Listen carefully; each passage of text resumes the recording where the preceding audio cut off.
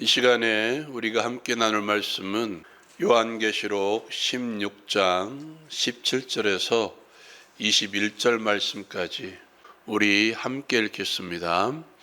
일곱째 천사가 그 대접을 공중에 쏟음에 큰 음성이 성전에서 보좌로부터 나서 이르되 되었다 하시니 번개와 음성들과 우레소리가 있고 또 큰 지진이 있어 얼마나 큰지 사람이 땅에 있어 온 이래로 이같이 큰 지진이 없었더라.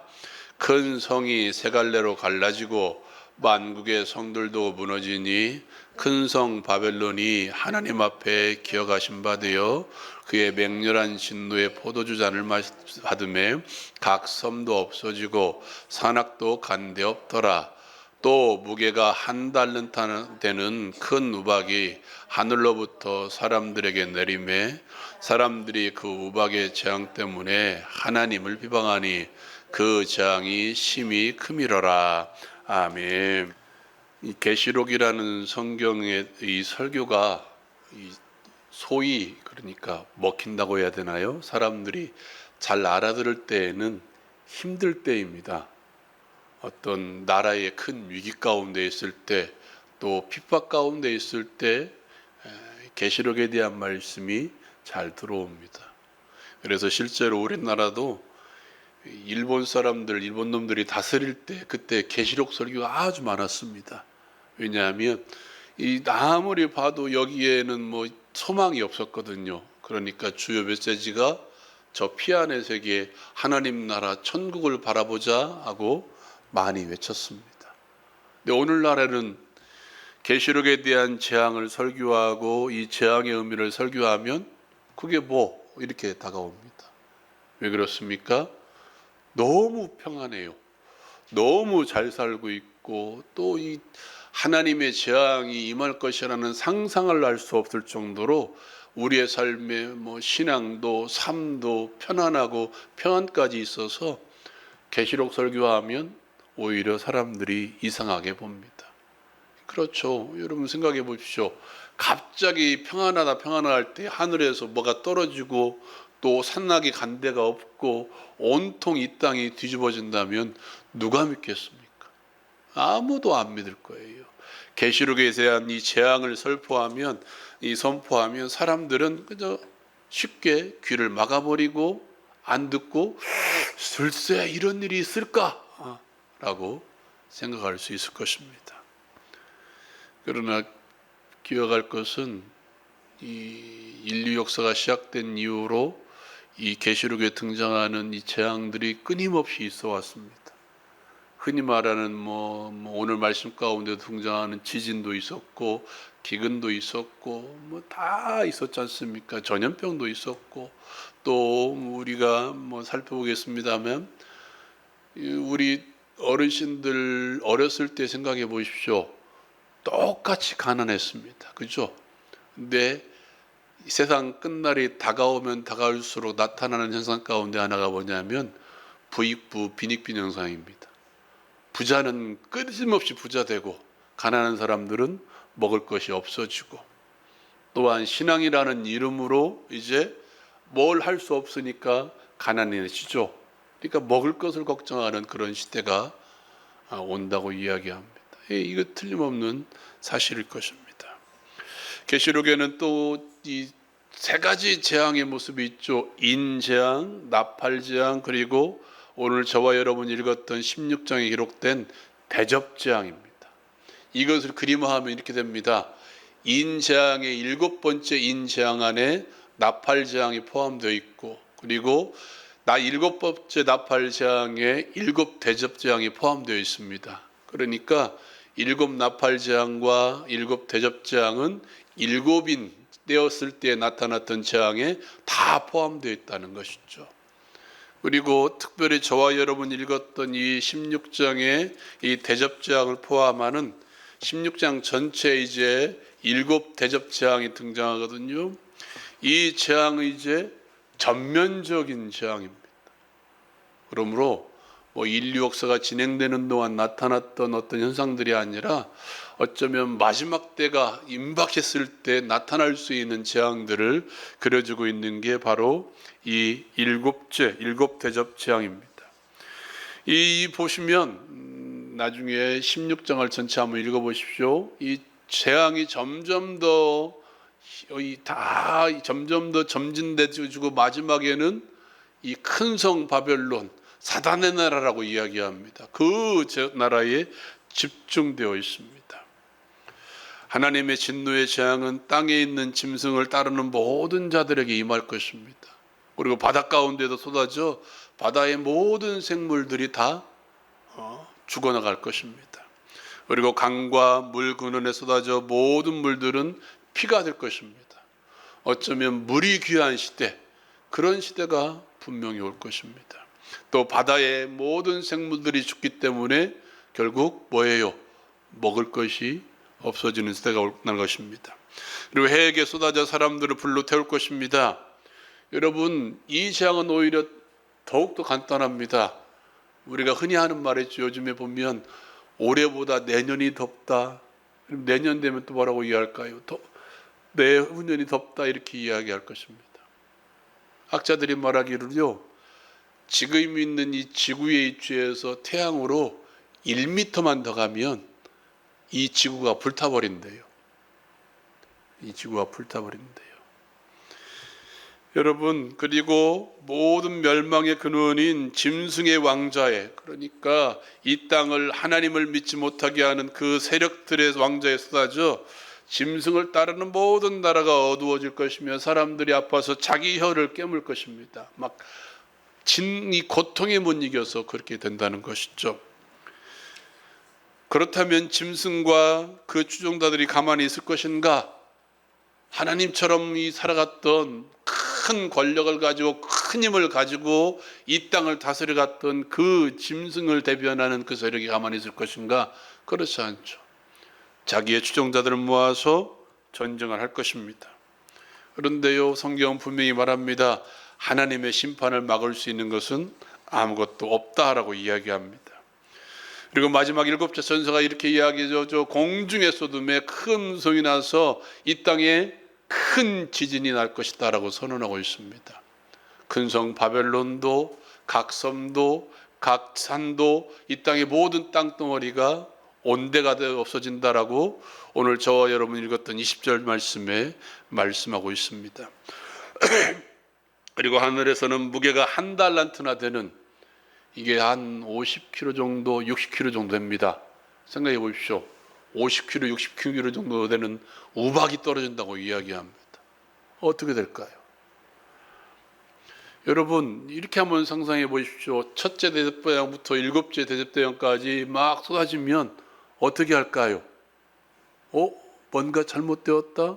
짐승들도 무너진다? 이렇게 된다면 사람들의 관심은 우리가 잘못되고 있는 것 아닌가? 후회하기도 하고, 그리고 이제 저분을 믿으면 되지 않을까 하고 하나님을 믿어야 될 텐데 아닙니다.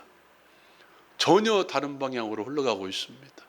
이 땅에 많은 대접의 재앙들이 쏟아 부어지는데도 불구하고 사람들은 뭐라고 이야기하냐면, 이 말씀 한번 읽어봅시다. 9절 말씀, 16장 9절 말씀 앞에 있는 화면에 보고 읽어볼까요? 시작. 사람들이 크게 태움에 태워진지라 이 재앙들을 행하는 권세를 가지신 하나님의 이름을 비방하며 또 회개하지 아니하고 주께 영광을 돌리지 아니하더라. 아멘. 이게 네 번째 대접이 쏟아질 때 모습이거든요. 이것으로만 끝나는 게 아니라요, 11절 말씀 한번 읽어볼까요? 시작. 아픈 것과 종기로 말미암아 하늘의 하나님을 비방하고 그들의 행위를 회개하지 아니하더라. 아멘. 없을까요? 또 있습니다. 저와 여러분이 읽었던 21절 말씀 같이 한번 읽어볼까요? 또 무게가 한 달란트나 되는 큰 우박이 하늘로부터 사람들에게 내리매 사람들이 그 우박의 재앙 때문에 하나님을 비방하니 그 재앙이 심히 크미러라. 아멘. 여러분, 하늘에 우박이 떨어지는데 사람들이 맞습니다. 근데 사람들이 이것으로 말미암아 우리가 잘못했구나 회개하는 것이 아니라 그것을 내리고 있는 누구를 비방해요? 하나님을 비방한다는 거예요. 대접재앙이 진행될수록 사람들은 점점 더 하나님을 비방합니다. 그 이전에는 믿는 사람들을 핍박하고 비방했던 사람들이 이제는 그 대상을 직접 옮겨 누구에게로? 하나님께로 향해 간다는 거예요. 세상 끝날을 향해 갈수록 하나님의 재앙은 더욱더 심해질 것 같습니다. 그리고 그 직접적인 대상, 짐승과 사단에게로 갈 것입니다. 또한 그와 똑같이 사람들은 하나님께로 돌아오는 것이 아니라 하나님을 비방할 것입니다. 여러분, 지금 우리나라의 상황과 한번 생각해 보십시오. 예전에는 개독교하라고 해서 예수 믿는 사람들을 비방했거든요. 근데 점점 가면 갈수록 하나님을 비방하고 있습니다. 비방이 비방으로만 멈추지 않았죠. 오늘 저와 여러분이 읽지는 않았지만 16장에 보면 6번째 대접재앙을 보면 하나님을 대적하기 위해서 사람들을 모읍니다. 볼까요? 16장 14절 말씀 같이 한번 읽어봅시다. 시작. 그들은 귀신의 영이라 이적을 행하여 온 천하 왕들에게 가서 하나님 곧 전능하신 이의 큰 날에 있을 전쟁을 위하여 그들을 모으더라. 아멘. 여기 말하는 귀신의 영은 그 앞에 등장하는 용과 짐승과 거짓 선지자를 말합니다. 이들이 어떻게 합니까? 사람들을 모읍니다. 그냥 모으는 것이 아니라 이적을 행하여 온 천하 왕들에게 갑니다. 큰 이적을 행합니다. 그들 앞에서 누가? 용과 짐승과 거짓 선지자 셋이죠. 잘 기억하고 계시기 바랍니다. 여러분, 이렇게 한번 생각해 보십시오. 교회에 있는 성도들을 미혹하는 게 이 사단의 주 목적일까요? 교회 밖에 있는 예수 믿지 않은 사람들을 미혹하여 예수 믿지 못하게 하는 게 사단의 주 일일까요? 교회 아닐 것입니다.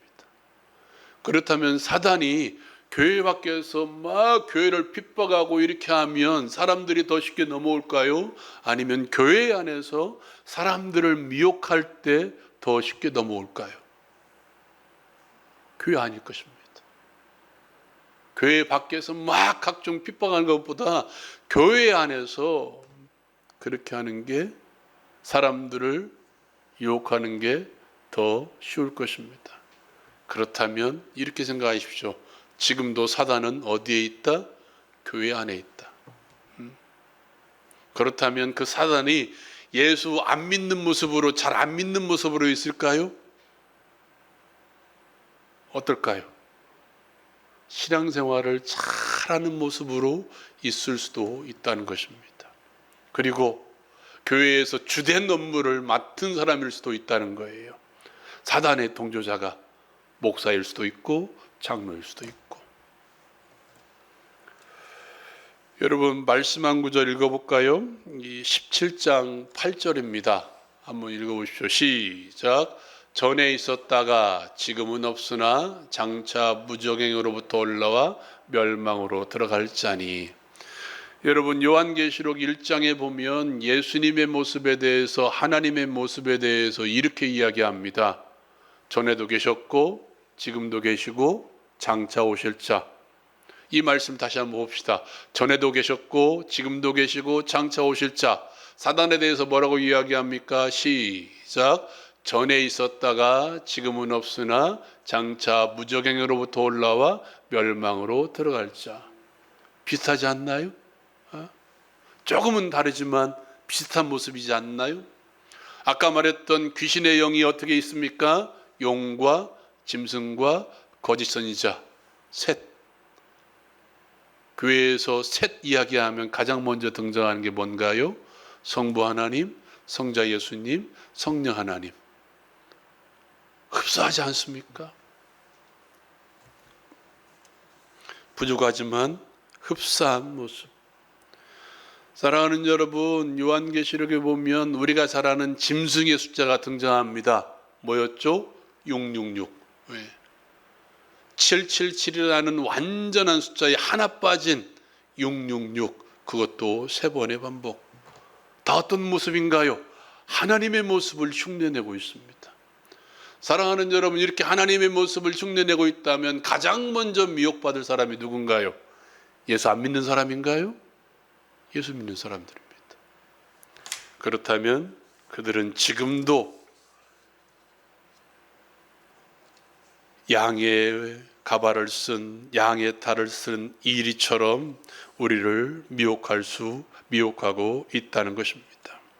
하나님처럼 보이는 그 모습들이 교회 안에서도 나올 수 있다는 사실을 여러분 기억하십시오.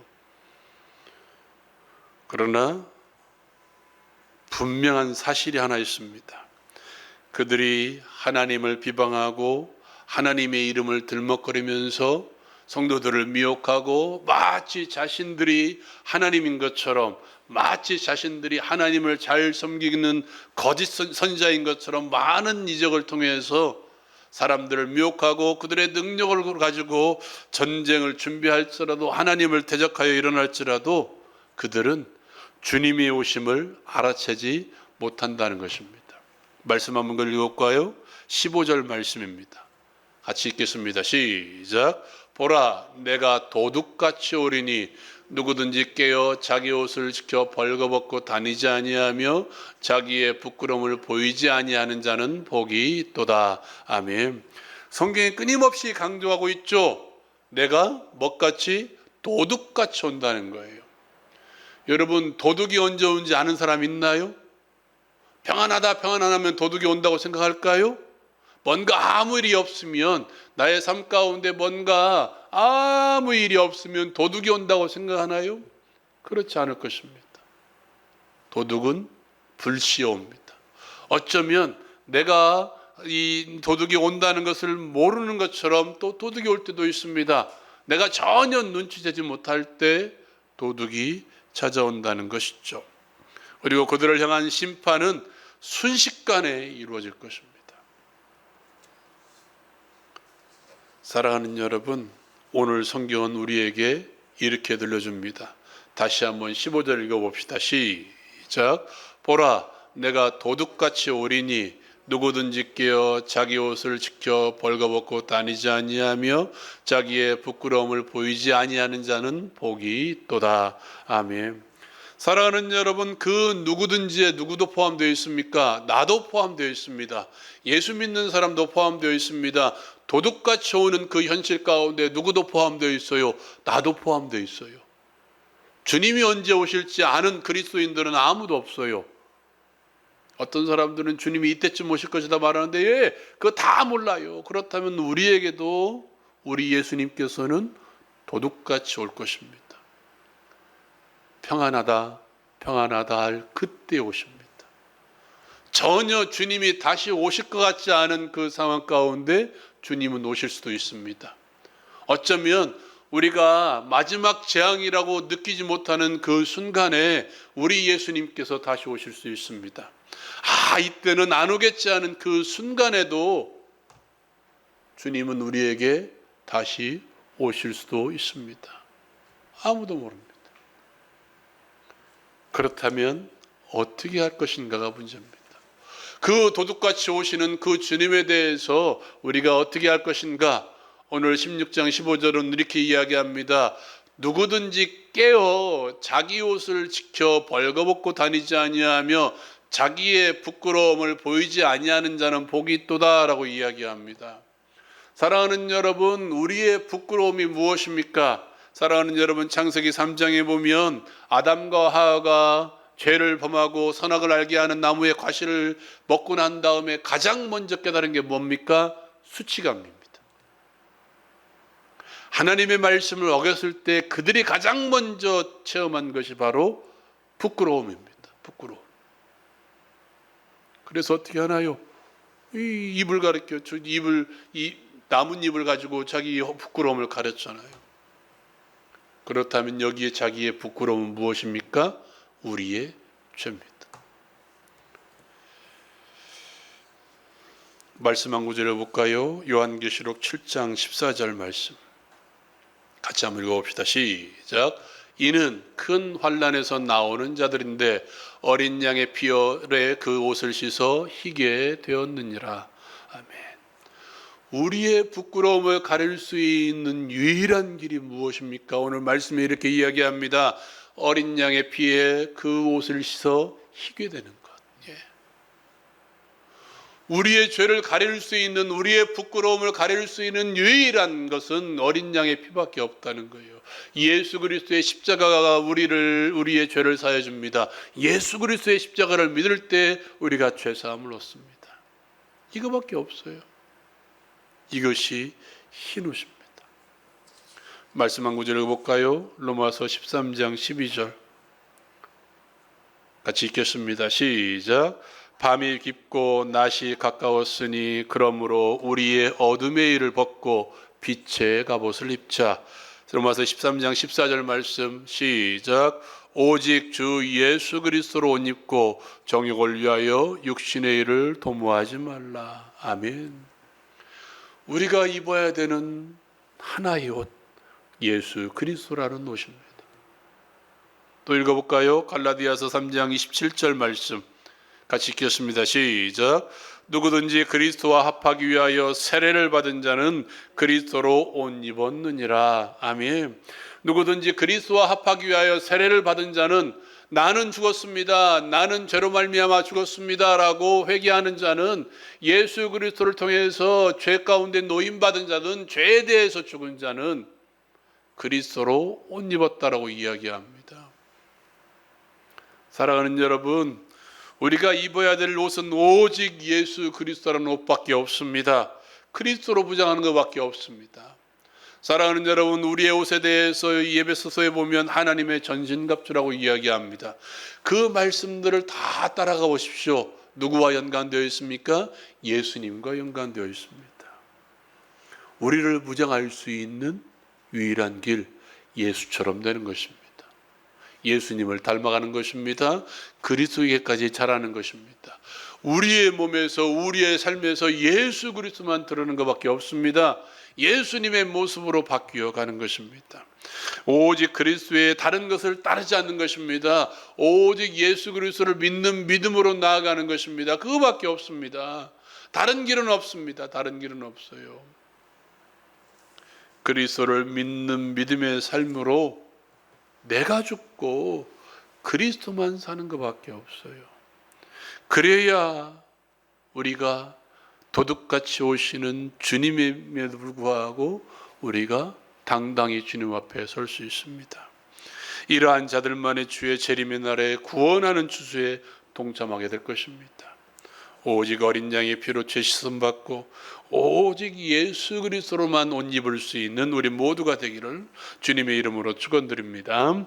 기도하겠습니다. 우리 이 시간 함께 기도합시다. 말씀 생각하면서 기도합시다. 성경은 끊임없이 말합니다. 평안하다 평안하다 그때 내가 도둑같이 올 것이라고 말씀하십니다. 아무도 모릅니다. 그러므로 우리는 지금 내일이 아니라 지금 철저히 준비하고 있어야 됩니다.